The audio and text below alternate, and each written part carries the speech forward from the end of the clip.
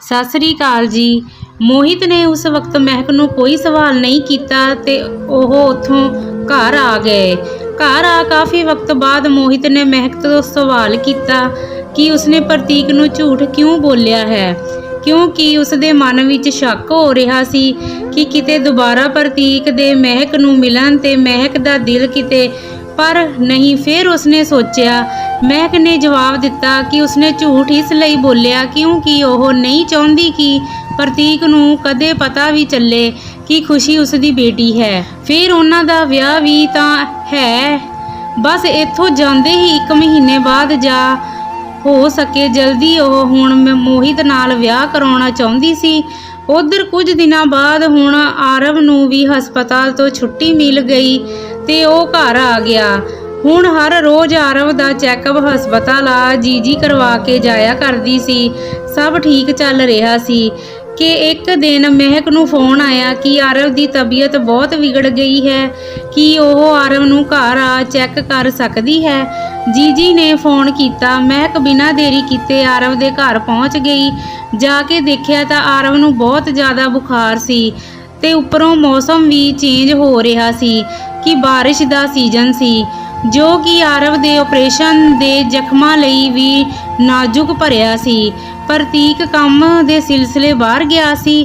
ਘਰ ਸਿਰਫ ਜੀਜੀ ਹੀ ਸੀ, ਪਰ ਮਹਿਕ ਦੇ ਘਰ ਪਹੁੰਚਣ ਦੇ ਕੁਝ ਵਕਤ ਬਾਅਦ ਜੀਜੀ ਨੂੰ ਵੀ ਘਰ ਕਿਸੇ ਐਮਰਜੈਂਸੀ ਸਿਲਸਿਲੇ ਜਾਣਾ ਪਿਆ। ਹੁਣ ਮਹਿਕ ਆਰਵ ਕੋਲ ਇਕੱਲੀ ਹੀ ਸੀ ਕਿ ਮਹਿਕ ਨੇ ਆਰਵ ਦਾ ਪੂਰਾ ਖਿਆਲ ਰੱਖਿਆ। ਵਕਤ ਸਿਰ ਉਸਨੂੰ ਇੰਜੈਕਸ਼ਨ ਤੇ ਦਵਾਈ ਦਿੱਤੀ ਤੇ ਉਸਦੀ ਪੂਰੀ ਸੰਭਾਲ ਕੀਤੀ। ਦੁਪਹਿਰ ਤੋਂ ਮਹਿਕ ਨੂੰ ਰਾਤ ਹੋ ਗਈ, ਪਰ ਆਰਵ ਦੇ ਬੁਖਾਰ ਵਿੱਚ ਅਜੇ ਥੋੜਾ ਜਿਹਾ ਹੀ ਫਰਕ ਪਿਆ ਸੀ। ਉੱਤੋਂ ਆਰਵ ਹੈ ਵੀ ਇਕੱਲਾ ਸੀ ਤੇ ਬਾਰਿਸ਼ ਬਾਹਰ ਵੀ ਸ਼ੁਰੂ ਹੋ ਚੁੱਕੀ ਸੀ ਤੇ ਪ੍ਰਤੀਕ ਵੀ ਅਜੇ ਤੱਕ ਘਰ ਨਹੀਂ ਸੀ ਆਇਆ ਤੇ ਉਸਦਾ ਫੋਨ ਵੀ ਲਗਾਤਾਰ ਪਿਛਲੇ 2 ਘੰਟੇ ਤੋਂ ਬੰਦ ਆ ਰਿਹਾ ਸੀ। ਉਧਰ ਜਦੋਂ ਮਹਿਕ ਨੇ ਫੋਨ ਕਰ ਮੋਹਿਤ ਨੂੰ ਆਰਵ ਦੀ ਹਾਲਤ ਦੱਸੀ ਤਾਂ ਮੋਹਿਤ ਨੇ ਮਹਿਕ ਨੂੰ ਪ੍ਰਤੀਕ ਦੇ ਆਉਣ ਤੱਕ ਉੱਥੇ ਰੁਕਣ ਦੀ ਸਲਾਹ ਦਿੱਤੀ। ਪ੍ਰਤੀਕ ਹਨੇਰੇ ਤੱਕ ਜਾ ਕਿਤੇ ਘਰ ਆਇਆ। ਮਹਿਕ ਨੂੰ ਜਦੋਂ ਉਸਨੇ ਘਰ ਦੇਖਿਆ ਤਾਂ ਹੈਰਾਨ ਰਹਿ ਗਿਆ। ਮਹਿਕ ਨੇ ਪ੍ਰਤੀਕ ਨੂੰ ਇੰਨੇ ਹਨੇਰੇ ਤੱਕ ਘਰ ਆਉਣ ਦਾ ਪੁੱਛਿਆ ਤਾਂ ਮਹਿਕ ਨੇ ਠੀਕ ਪਹਿਲਾਂ ਵਾਂਗ ਹੀ ਅੱਜ ਪ੍ਰਤੀਕ ਨੂੰ ਝਿੜਕਿਆ, ਜਿਸ ਨੂੰ ਦੇਖ ਪ੍ਰਤੀਕ ਨੂੰ ਪੁਰਾਣੇ ਦਿਨ ਯਾਦ ਆ ਗਏ।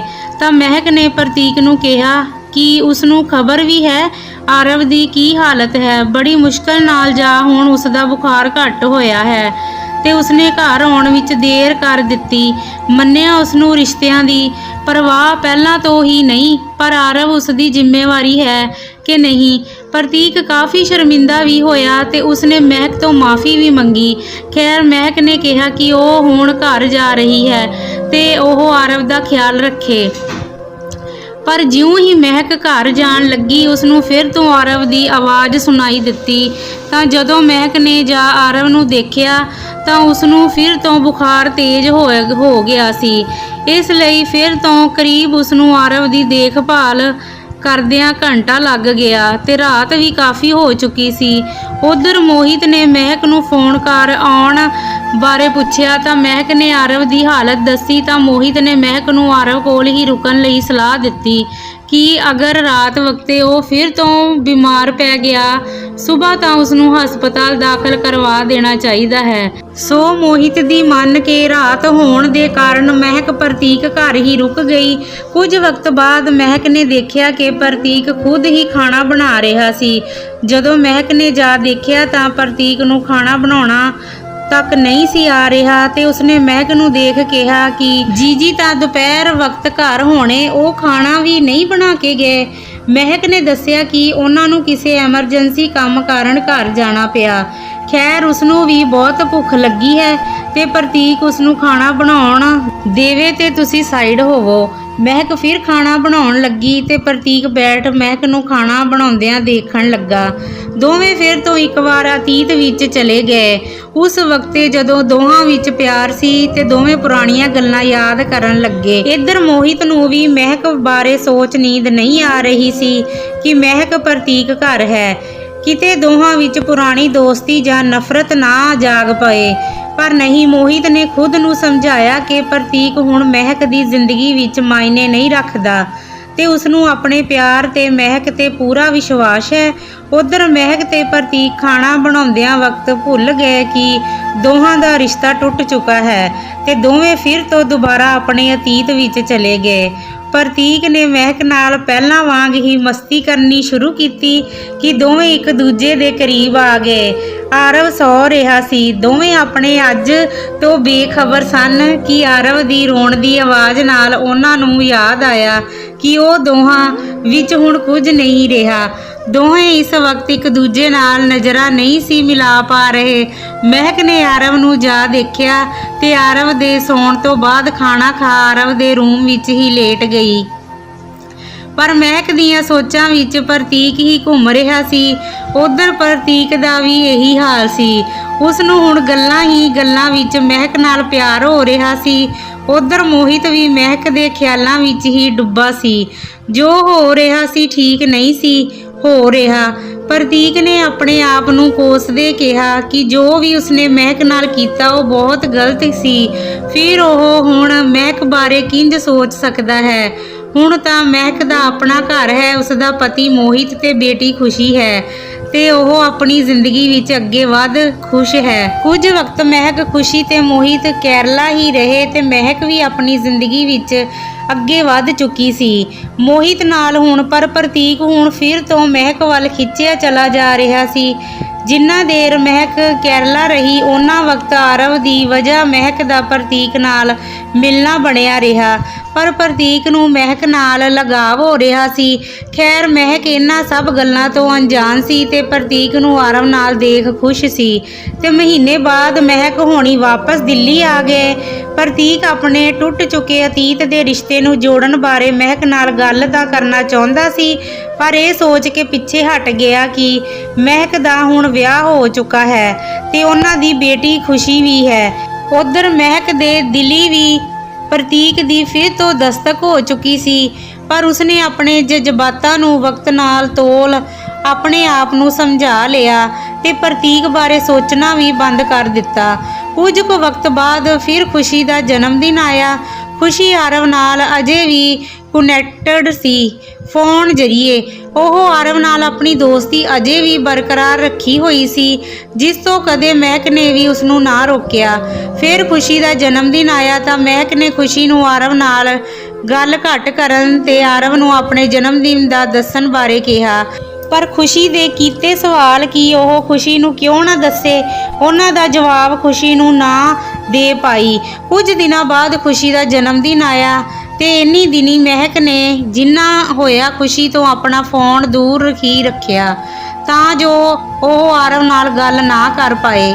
ਪਰ ਜਿਸ ਦਿਨ ਖੁਸ਼ੀ ਦਾ ਜਨਮ ਦਿਨ ਸੀ ਉਸ ਦਿਨ ਮਹਿਕ ਖੁਸ਼ੀ ਦੇ ਜਨਮ ਦਿਨ ਦੀਆਂ ਤਿਆਰੀਆਂ ਵਿੱਚ ਬਿਜੀ ਸੀ।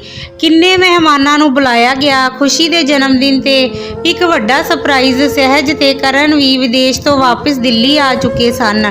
ਸਭ ਨੇ ਰਲ ਮਿਲ ਖੁਸ਼ੀ ਦੇ ਜਨਮ ਦਿਨ ਦੀਆਂ ਤਿਆਰੀਆਂ ਕੀਤੀਆਂ ਤੇ ਪੂਰੇ ਘਰ ਨੂੰ ਬਾਖੂਬੀ ਸਜਾਇਆ ਗਿਆ।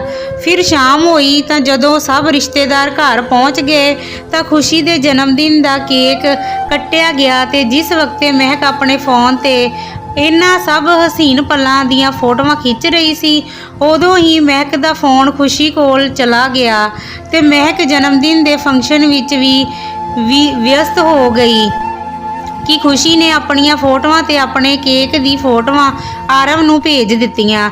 ਉਧਰ ਪ੍ਰਤੀਕ ਦਾ ਫੋਨ ਜੋ ਕਿ ਉਸ ਵਕਤ ਆਰਵ ਦੇ ਕੋਲ ਹੀ ਸੀ ਨੇ ਜਦੋਂ ਖੁਸ਼ੀ ਦੀਆਂ ਫੋਟੋਆਂ ਦੇਖੀਆਂ ਤਾਂ ਆਰਵ ਨੇ ਖੁਸ਼ੀ ਨੂੰ ਫੋਨ ਲਗਾਇਆ ਤੇ ਜਨਮ ਦਿਨ ਦੀਆਂ ਵਧਾਈਆਂ ਤੇ ਆਰਵ ਨੂੰ ਜਨਮ ਦਿਨ ਤੇ ਨਾ ਬੁਲਾਉਣ ਬਾਰੇ ਕਿਹਾ। ਜਦੋਂ ਪ੍ਰਤੀਕ ਨੂੰ ਪਤਾ ਲੱਗਾ ਕਿ ਖੁਸ਼ੀ ਦਾ ਜਨਮ ਦਿਨ ਹੈ ਤੇ ਉਸਨੇ ਖੁਸ਼ੀ ਦੀਆਂ ਭੇਜੀਆਂ ਫੋਟੋਆਂ ਜਦੋਂ ਦੇਖੀਆਂ ਤਾਂ ਹੈਰਾਨ ਰਹਿ ਗਿਆ। ਜਦੋਂ ਉਸਨੇ ਖੁਸ਼ੀ ਦੇ ਕੇਕ ਜਿਸ ਤੇ ਖੁਸ਼ੀ ਦੀ ਉਮਰ 6 ਸਾਲ ਲਿਖੀ ਹੋਈ ਸੀ ਦੇਖੀ ਤਾਂ ਉਹ ਹੈਰਾਨ ਰਹਿ ਗਿਆ ਕਿ ਖੁਸ਼ੀ 6 ਸਾਲ ਦੀ ਕਿੰਜ ਹੋ ਸਕਦੀ, ਕਿਉਂਕਿ 6.5 ਸਾਲ ਤਾਂ ਉਹਨਾਂ ਨੂੰ ਅਜੇ ਵੱਖ ਹੋਇਆਂ ਨੂੰ ਹੋਏ ਹਨ ਤੇ ਆਰਵ ਵੀ ਅਜੇ ਪਿਛਲੇ ਕੁਝ ਕੁ ਮਹੀਨੇ ਪਹਿਲਾਂ ਹੀ ਤਾਂ 6 ਸਾਲ ਦਾ ਹੋਇਆ ਹੈ। ਮਤਲਬ ਇਹ ਕਿੰਜ ਹੋ ਸਕਦਾ। ਪ੍ਰਤੀਕ ਇਹ ਜਾਣ ਸੋਚੀ ਪੈ ਗਿਆ ਤੇ ਉਸਨੇ ਫਿਰ ਤੋਂ ਦੁਬਾਰਾ ਮਹਿਕ ਦੇ ਫੋਨ ਤੇ ਫੋਨ ਲਗਾਇਆ। ਪਰ ਜਨਮ ਦਿਨ ਦੇ ਫੰਕਸ਼ਨ ਵਿੱਚ ਬਿਜ਼ੀ ਮਹਿਕ ਤੇ ਫਿਰ ਬੱਚਿਆਂ ਵਿੱਚ ਬਿਜ਼ੀ ਖੁਸ਼ੀ ਨੇ ਪ੍ਰਤੀਕ ਦੇ ਫੋਨ ਦਾ ਧਿਆਨ ਨਹੀਂ ਦਿੱਤਾ ਤੇ ਉਧਰ ਪ੍ਰਤੀਕ ਦਾ ਸੋਚ ਬੁਰਾ ਹਾਲ ਸੀ ਕਿ ਖੁਸ਼ੀ 6 ਸਾਲ ਦੀ ਕਿਵੇਂ, ਕਿ ਮਹਿਕ ਉਹਨਾਂ ਦੇ ਵੱਖ ਹੋਣ ਤੋਂ ਪਹਿਲਾਂ ਹੀ ਪ੍ਰੈਗਨੈਂਟ ਸੀ। ਮਤਲਬ ਖੁਸ਼ੀ ਉਸਦੀ ਹੀ ਬੇਟੀ ਹੈ, ਪਰ ਉਹ ਤਾਂ ਮਹਿਕ ਤੋਂ ਵੱਖ ਹੋਣ ਤੋਂ ਕੁਝ 8-9 ਮਹੀਨੇ ਪਹਿਲਾਂ ਹੀ ਮਹਿਕ ਤੋਂ ਦੂਰ ਮੁਸਕਾਨ ਨਾਲ ਸੀ ਤੇ ਇੰਨੀ ਮਹੀਨਿਆਂ ਉਹ ਤੇ ਮਹਿਕ ਤਾਂ ਕਦੇ ਇਕੱਠੇ ਹੀ ਰਹੇ ਨਹੀਂ।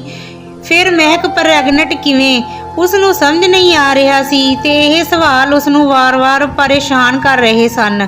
ਤੇ ਉਧਰ ਫੋਨ ਕਰਨ ਤੇ ਮਹਿਕ ਫੋਨ ਵੀ ਨਹੀਂ ਉਠਾ ਰਹੀ ਸੀ ਤੇ ਪ੍ਰਤੀਕ ਪਰੇਸ਼ਾਨ ਹੋ ਗਿਆ। ਜਦੋਂ ਉਸ ਨੂੰ ਆਪਣੀ ਪਰੇਸ਼ਾਨੀ ਦਾ ਹੱਲ ਨਜ਼ਰ ਨਾ ਆਇਆ ਤਾਂ ਉਸੇ ਦਿਨ ਟਿਕਟ ਕਟਾ ਦਿੱਲੀ ਲਈ ਆਰਵ ਨੂੰ ਨਾਲ ਲੈ ਚੱਲ ਪਿਆ, ਕਿਉਂਕਿ ਪ੍ਰਤੀਕ ਨੂੰ ਹੁਣ ਸਭ ਸਵਾਲਾਂ ਦੇ ਜਵਾਬ ਮਹਿਕ ਤੋਂ ਹੀ ਮਿਲ ਸਕਦੇ ਸਨ।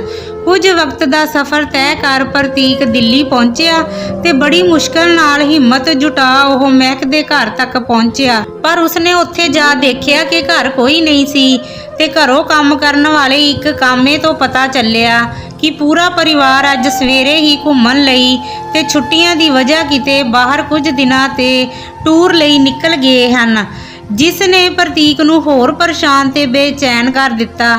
ਇੰਨੀ ਦਿਨੀ ਫਿਰ ਪ੍ਰਤੀਕ ਇੱਥੇ ਕੀ ਕਰਦਾ ਤੇ ਕਿੱਥੇ ਰਹਿੰਦਾ। ਸੋਚ ਉਸਨੇ ਮਨ ਬਣਾਇਆ ਕਿ ਉਹ ਆਪਣੇ ਘਰ ਚੰਡੀਗੜ੍ਹ ਜਾਵੇਗਾ, ਆਪਣੇ ਮਾਪਿਆਂ ਪਾਸ, ਤੇ ਹੋ ਨਾ ਹੋ ਉਹਨਾਂ ਨੇ ਉਸਨੂੰ ਹੁਣ ਤੱਕ ਤਾਂ ਜ਼ਰੂਰ ਮਾਫ ਕਰ ਦਿੱਤਾ ਹੋਏਗਾ। ਫਿਰ ਉੱਥੋਂ ਦਿੱਲੀ ਤੋਂ ਟ੍ਰੇਨ ਫੜ ਪ੍ਰਤੀਕ ਆਰਵ ਨੂੰ ਨਾਲ ਲੈ ਚੰਡੀਗੜ੍ਹ ਲਈ ਨਿਕਲਿਆ। ਇੰਨੇ ਵਕਤ ਬਾਅਦ ਆਪਣੇ ਘਰ ਜਾਣਾ ਪ੍ਰਤੀਕ ਨੂੰ ਡਰ ਜਿਹਾ ਵੀ ਸੀ, ਪਰ ਦਿਲ ਵਿੱਚ ਆਸ ਜਿਹੀ ਵੀ ਸੀ ਕਿ ਉਸਦੇ ਘਰ ਦੇ ਉਸਨੂੰ ਜ਼ਰੂਰ ਸਮਝਣਗੇ। 6.5 ਸਾਲ ਬਾਅਦ ਅੱਜ ਪ੍ਰਤੀਕ ਆਪਣੇ ਘਰ ਜਾ ਰਿਹਾ ਸੀ। ਜਾਂਦੇ ਵਕਤ ਜੋ ਹਾਲਾਤ ਸਨ ਉਹਨਾਂ ਨਾਲ ਆਪਣੇ ਘਰ ਜਾਣਾ ਪ੍ਰਤੀਕ ਲਈ ਮੁਸ਼ਕਿਲ ਵੀ ਸੀ, ਪਰ ਉਹ ਆਪਣੇ ਪਰਿਵਾਰ ਤੋਂ ਇੰਨਾ ਵਕਤ ਦੂਰ ਵੀ ਕਿੰਜ ਰਹਿ ਸਕਦਾ ਸੀ। ਹਰ ਰੋਜ਼ ਉਸਨੂੰ ਆਪਣੇ ਘਰ ਦੀ ਯਾਦ ਤਾਂ ਸਤਾਉਂਦੀ ਸੀ। ਕੁਝ ਵਕਤ ਦਾ ਸਫ਼ਰ ਤੇ ਕੁਝ ਸੂਬਿਆਂ ਵਿੱਚੋਂ ਹੁੰਦਾ ਅਖੀਰ ਪ੍ਰਤੀਕ ਆਪਣੇ ਘਰ ਚੰਡੀਗੜ੍ਹ ਪੁੱਜਾ। ਬੜੀ ਹਿੰਮਤ ਨਾਲ ਉਹ ਆਪਣੇ ਘਰ ਪਹੁੰਚਿਆ ਤੇ ਉਸਨੇ ਜਾ ਆਪਣੇ ਘਰ ਦੀ ਡੋਰਵੈਲ ਵਜਾਈ ਤਾਂ ਅੰਦਰੋਂ ਉਸਦੇ ਪਾਪਾ ਨੇ ਦਰਵਾਜ਼ਾ ਖੋਲ੍ਹਿਆ ਤਾਂ ਉਸਨੇ ਦੇਖਿਆ ਕਿ ਹੁਣ ਉਸਦਾ ਬਾਪ ਵੀ ਉਮਰ ਦੇ ਨਾਲ ਬੁੱਢਾ ਹੋ ਚੁੱਕਿਆ ਸੀ ਤੇ ਸਾਹਮਣੇ ਲੱਗੀ ਕੁਰਸੀ ਤੇ ਉਸਦੀ ਮਾਂ ਉਸਨੂੰ ਆਸੇ-ਪਾਸੇ ਹੋ ਨਿਹਾਰਨ ਦੀ ਕੋਸ਼ਿਸ਼ ਕਰ ਰਹੀ ਸੀ। ਪ੍ਰਤੀਕ ਦੇ ਪਾਪਾ ਨੇ ਪ੍ਰਤੀਕ ਨੂੰ ਦੇਖਦਿਆਂ ਹੀ ਦਰਵਾਜ਼ਾ ਬੰਦ ਕਰ ਲਿਆ। ਉਹ ਅਜੇ ਵੀ ਨਾਰਾਜ਼ ਸਨ ਪ੍ਰਤੀਕ ਨਾਲ। ਫਿਰ ਜਦੋਂ ਆਰਵ ਤੇ ਪ੍ਰਤੀਕ ਦਰਵਾਜ਼ੇ ਤੇ ਹੀ ਖੜੇ ਰਹੇ ਤਾਂ ਪ੍ਰਤੀਕ ਦੀ ਮਾਂ ਨੇ ਮਿੰਨਤਾਂ ਕਰ ਪ੍ਰਤੀਕ ਦੇ ਪਾਪਾ ਨੂੰ ਪ੍ਰਤੀਕ ਨੂੰ ਅੰਦਰ ਆਉਣ ਲਈ ਕਿਹਾ। ਪ੍ਰਤੀਕ ਨੇ ਆਪਣੀ ਕੀਤੀ ਪਹਿਲੀ ਗਲਤੀ ਦੀ ਪਹਿਲਾਂ ਤਾਂ ਮਾफ़ੀ ਮੰਗੀ। ਪ੍ਰਤੀਕ ਦੀ ਮਾਂ ਨੇ ਤਾਂ ਆਰਵ ਨੂੰ ਪ੍ਰਤੀਕ ਨਾਲ ਦੇਖਦਿਆਂ ਹੀ ਮਾफ़ ਕਰ ਦਿੱਤਾ। ਆਖਿਰਕਾਰ ਇੱਕ ਮਾਂ ਦਾ ਦਿਲ ਜੋ ਹੁੰਦਾ, ਪਰ ਪ੍ਰਤੀਕ ਦੇ ਪਾਪਾ ਉਸ ਨੂੰ ਕੀਤੀ ਗਲਤੀ ਤੇ ਅਜੇ ਤੱਕ ਮਾफ़ ਨਹੀਂ ਕਰ ਪਾਏ ਸਨ। ਆਖਿਰਕਾਰ ਉਹ ਮਹਿਕ ਨੂੰ ਆਪਣੀ ਧੀ ਬਣਾ ਘਰ ਲਿਆਏ ਸਨ ਤੇ ਜੋ ਪ੍ਰਤੀਕ ਨੇ ਮਹਿਕ ਨਾਲ ਕੀਤਾ ਉਹ ਸਦਮੇ ਹਾਦਸੇ ਤੋਂ ਤਾਂ ਉਹ ਅਜੇ ਤੱਕ ਉੱਭਰ ਨਹੀਂ ਪਾਏ ਸਨ। ਮਹਿਕ ਦਾ ਹਾਲ ਚਾਲ ਉਹ ਅੱਜ ਵੀ ਜਾਣਦੇ ਸਨ ਕਿ ਮਹਿਕ ਆਪਣੀ ਜ਼ਿੰਦਗੀ ਵਿੱਚ ਅੱਗੇ ਵਧਣ ਦੀ ਕੋਸ਼ਿਸ਼ ਕਰ ਰਹੀ ਹੈ, ਪਰ ਪ੍ਰਤੀਕ ਦਾ ਵਾਪਸ ਆਉਣਾ ਕਿਤੇ ਫੇਰ ਤਾਂ ਮਹਿਕ ਦੀਆਂ ਖੁਸ਼ੀਆਂ ਰੋਲ ਦੇਵੇ, ਇਹ ਉਸਦੇ ਪਾਪਾ ਨੂੰ ਡਰ ਸੀ। ਪ੍ਰਤੀਕ ਆਪਣੇ ਪਿਤਾ ਦੇ ਚਿਹਰੇ ਦੇ ਹਾਵ ਭਾਵ ਦੇਖ ਹੀ ਸਮਝ ਗਿਆ ਤੇ ਕਿਹਾ, ਪਾਪਾ ਤੁਸੀਂ ਫਿਕਰ ਨਾ ਕਰੋ, ਮੈਂ ਜਾਣਦਾ ਤੁਸੀਂ ਕੀ ਸੋਚ ਰਹੇ, ਪਰ ਹਾਂ ਹੁਣ ਮੈਂ ਮਹਿਕ ਦੀਆਂ ਖੁਸ਼ੀਆਂ ਬਰਬਾਦ ਨਹੀਂ ਕਰਾਂਗਾ ਤੇ ਨਾ ਹੀ ਉਸਦੀ ਜ਼ਿੰਦਗੀ ਵਿੱਚ ਦਖਲ ਅੰਦਾਜ਼ੀ। ਬਸ ਮੈਂ ਤਾਂ ਇੱਥੇ ਸਿਰਫ ਇੱਕ ਕਾਰਨ ਕਰਕੇ ਆਇਆ ਹਾਂ। ਇੰਨੇ ਨੂੰ ਪ੍ਰਤੀਕ ਦੀ ਮਾਂ ਨੇ ਕਿਹਾ ਕਿ ਕੀ ਕਾਰਨ ਕਰਕੇ? ਮਤਲਬ ਤੈਨੂੰ ਆਪਣੇ ਮਾਂ ਪਿਓ ਦੀ ਕਦੇ ਯਾਦ ਵੀ ਨਹੀਂ ਆਈ ਕਿ ਉਹ ਕਿਵੇਂ ਹੋਣਗੇ? ਇੱਕ ਵਾਰ ਵੀ ਸਾਡਾ ਹਾਲ ਚਾਲ ਪੁੱਛਣਾ ਤੂੰ ਜ਼ਰੂਰੀ ਨਹੀਂ ਸਮਝਿਆ? ਇੰਨਾ ਖੁਦ ਗਰਜ ਤੂੰ ਕਦੋਂ ਹੋ ਗਿਆ? ਅਸੀਂ ਐਸੇ ਸੰਸਕਾਰ ਤਾਂ ਨਹੀਂ ਦਿੱਤੇ ਸਨ ਤੈਨੂੰ। ਪ੍ਰਤੀਕ ਦੇ ਪਾਪਾ ਸੰਸਕਾਰ ਤਾਂ ਇਹ ਵੀ ਨਹੀਂ ਦਿੱਤੇ ਸਨ ਕਿ ਘਰ ਵਿਆਹ ਕੇ ਲਿਆਂਦੀ ਧੀ ਨਾਲ ਇਹ ਧੋਖਾ ਕਰ, ਬਾਹਰ ਇਹ ਮੂੰਹ ਮਾਰੇ। ਐਸੇ ਸੰਸਕਾਰ ਸਾਡਾ ਤਾਂ ਪੁੱਤ ਮੈਨੂੰ ਲੱਗਦਾ ਹੀ ਨਹੀਂ। ਪ੍ਰਤੀਕ ਮਾਂ ਐਸੀ ਬਾਤ ਨਹੀਂ ਕਿ ਮੈਨੂੰ ਤੁਹਾਡੀ ਯਾਦ ਨਹੀਂ ਆਈ, ਆਈ ਬਹੁਤ। ਬਸ ਜਿਸ ਵਕਤੇ ਮੈਂ ਗਿਆ ਉਸ ਵਕਤ ਮੈਂ ਪੂਰੀ ਤਰ੍ਹਾਂ ਪਿਆਰ ਦੇ ਜਾਲ ਵਿੱਚ ਸਾਂ ਤੇ ਹਾਂ, ਮੈਂ ਕਸੂਰਵਾਰ ਹਾਂ ਤੁਹਾਡਾ, ਪਰ ਇਹ ਨਹੀਂ ਕਿ ਮੈਂ ਤੁਹਾਡਾ ਪੁੱਤਰ ਨਹੀਂ। ਪਿਆਰ ਹੈ ਹੀ ਐਸੀ ਚੀਜ਼ ਪਾਪਾ, ਚੰਗੇ ਚੰਗੇ ਇਸ ਦੇ ਜਾਲ ਵਿੱਚ ਫਸ ਜਾਂਦੇ ਹਨ। ਖੈਰ, ਮੈਂ ਤੁਹਾਨੂੰ ਮਿਲਣ ਆਇਆ ਸਾਂ ਬਸ, ਤੇ ਆਰਵ ਨੂੰ ਇੱਕ ਵਾਰ ਤੁਹਾਡੇ ਨਾਲ ਮਿਲਾਉਣਾ ਚਾਹੁੰਦਾ ਸੀ। ਪ੍ਰਤੀਕ ਦੇ ਪਾਪਾ ਆਰਵ ਨੂੰ ਕਿਉਂ ਇਸ ਦੀ ਮਾਂ? ਪ੍ਰਤੀਕ ਮੁਸਕਾਨ ਦਾ ਪਾਪਾ 2 ਸਾਲ ਪਹਿਲਾਂ ਹੀ ਦੇਹਾਂਤ ਹੋ ਗਿਆ। ਇਸ ਨੂੰ ਸੁਣ ਸਭੇ ਹੈਰਾਨ ਰਹਿ ਗਏ। ਪ੍ਰਤੀਕ ਦੀ ਮਾਂ ਨੇ ਪ੍ਰਤੀਕ ਦਾ ਦੁੱਖ ਵੰਡਾਇਆ ਤੇ ਆਰਵ ਨੂੰ ਬਹੁਤ ਪਿਆਰ ਦਿੱਤਾ।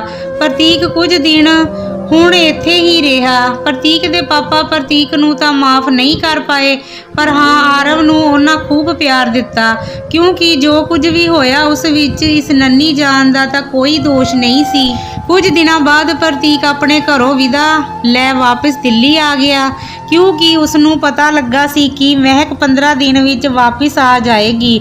ਜਦੋਂ ਉਹ ਦਿੱਲੀ ਪਹੁੰਚਿਆ ਤਾਂ ਉੱਥੇ ਜਾ ਉਹ ਦੇਖ ਹੈਰਾਨ ਰਹਿ ਗਿਆ। ਮਹਿਕ ਦੇ ਵਿਆਹ ਦੀਆਂ ਤਿਆਰੀਆਂ ਚੱਲ ਰਹੀਆਂ ਸਨ ਉੱਥੇ। ਮਹਿਕ ਦੇ ਵਿਆਹ ਦੀਆਂ ਤਿਆਰੀਆਂ ਇਹ ਸੁਣ ਪ੍ਰਤੀਕ ਨੂੰ ਕਾਫੀ ਧੱਕਾ ਜਿਹਾ ਲੱਗਾ ਕਿ ਮਹਿਕ ਦਾ ਅਜੇ ਤੱਕ ਮੋਹਿਤ ਨਾਲ ਵਿਆਹ ਹੋਇਆ ਹੀ ਨਹੀਂ। ਮਤਲਬ ਹੋ ਨਾ ਹੋ ਖੁਸ਼ੀ ਉਸਦੀ ਹੀ ਬੇਟੀ ਹੈ, ਪ੍ਰਤੀਕ ਸੋਚ ਰਿਹਾ ਸੀ। ਪਰ ਜਦੋਂ ਹੀ ਉਹ ਅੰਦਰ ਪਹੁੰਚਿਆ ਤਾਂ ਮਹਿਕ ਦੇ ਹਲਦੀ ਲੱਗ ਰਹੀ ਸੀ, ਪਰ ਦਰਵਾਜ਼ੇ ਤੇ ਹੀ ਕਰਨ ਨੇ ਪ੍ਰਤੀਕ ਨੂੰ ਦੇਖ ਲਿਆ ਤੇ ਘਰ ਅੰਦਰ ਦਾਖਲ ਹੋਣ ਤੋਂ ਪਹਿਲਾਂ ਹੀ ਕਰਨ ਪ੍ਰਤੀਕ ਨੂੰ ਫੜ ਬਾਹਰ ਲੈ ਆਇਆ। ਕਰਨ, ਪ੍ਰਤੀਕ ਤੂੰ ਇੱਥੇ?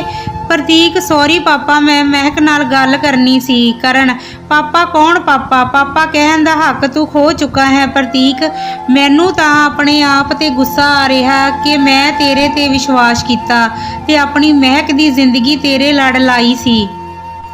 ਚੰਗਾ ਹੋਇਆ ਤੂੰ ਆਪਣਾ ਰੰਗ ਪਹਿਲਾਂ ਹੀ ਦਿਖਾ ਦਿੱਤਾ, ਨਹੀਂ ਤਾਂ ਜੇ ਦੇਰ ਹੋ ਜਾਂਦੀ ਮੇਰੀ ਮਹਿਕ ਦੀ ਪੂਰੀ ਜ਼ਿੰਦਗੀ ਹੀ ਨਰਕ ਬਣ ਜਾਣੀ ਸੀ ਤੇਰੀ ਵਜ੍ਹਾ। ਪ੍ਰਤੀਕ, ਸੌਰੀ ਅੰਕਲ, ਮੈਂ ਮੰਨਦਾ ਮੇਰੀ ਗਲਤੀ, ਮੈਂ ਗਲਤੀ ਕੀਤੀ ਬਹੁਤ ਵੱਡੀ।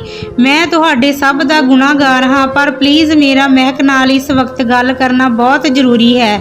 ਕਰਨ, ਕੀ ਗੱਲ ਕਰਨੀ? ਜੇ ਅੱਜ ਮੇਰੀ ਬੇਟੀ ਦੀ ਜ਼ਿੰਦਗੀ ਵਿੱਚ ਖੁਸ਼ੀ ਆਈ, ਤੂੰ ਫਿਰ ਉਸ ਨੂੰ ਦੁੱਖ ਦੇਣ ਆਇਆ। ਪ੍ਰਤੀਕ, ਜਾ ਇੱਥੋਂ, ਮੇਰੀ ਮਹਿਕ ਦਾ ਖਹਿੜਾ ਛੱਡ ਦੇ। ਪਹਿਲਾਂ ਹੀ ਬੜੀ ਮੁਸ਼ਕਲ ਨਾਲ ਸੰਭਲੀ ਹੈ ਉਹ।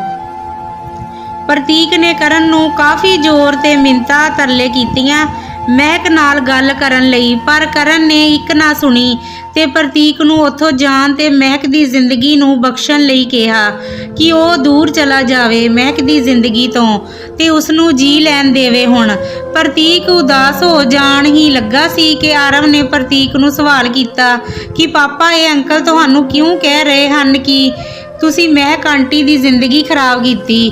ਮਹਿਕ ਆਂਟੀ ਤਾਂ ਕਿੰਨੇ ਪਿਆਰੇ ਹਨ ਤੇ ਇਹ ਅੰਕਲ ਕਿੰਨੇ ਗੰਦੇ ਮਹਿਕ ਆਂਟੀ ਨਾਲ ਮਿਲਣ ਵੀ ਨਹੀਂ ਦੇ ਰਹੇ। ਮੈਂ ਮਹਿਕ ਆਂਟੀ ਜਾਂ ਖੁਸ਼ੀ ਨੂੰ ਫੋਨ ਲਗਾ ਇਹਨਾਂ ਦੀ ਸ਼ਿਕਾਇਤ ਕਰਦਾ ਹਾਂ। ਰੁਕੋ, ਪ੍ਰਤੀਕ ਨੇ ਕਿਹਾ। ਨਹੀਂ ਬੇਟਾ, ਤੁਸੀਂ ਕਿਸੇ ਨੂੰ ਕਾਲ ਨਹੀਂ ਕਰੋਗੇ। ਚਲੋ ਇੱਥੋਂ, ਇਹ ਮਹਿਕ ਦੇ ਪਾਪਾ ਹਨ। ਤੇ ਦੋਵੇਂ ਚੱਲ ਪਏ ਦਰਵਾਜ਼ੇ ਵੱਲ ਨੂੰ ਕਿ ਪਿੱਛੋਂ ਕਿਸੇ ਦੀ ਆਵਾਜ਼ ਲਗਾਈ, ਪ੍ਰਤੀਕ, ਆਰਵ, ਰੁਕੋ। ਇਸ ਦਾ ਅਗਲਾ ਭਾਗ ਤੁਹਾਡੇ ਲਈ ਜਲਦ ਹੀ ਪੇਸ਼ ਕੀਤਾ ਜਾਏਗਾ। ਤੁਸੀਂ ਬਣੇ ਰਹੋ ਰਾਜ ਪੰਜਾਬੀ ਕਹਾਣੀਆਂ ਦੇ ਨਾਲ। ਤੁਹਾਡਾ ਬਹੁਤ ਬਹੁਤ ਧੰਨਵਾਦ।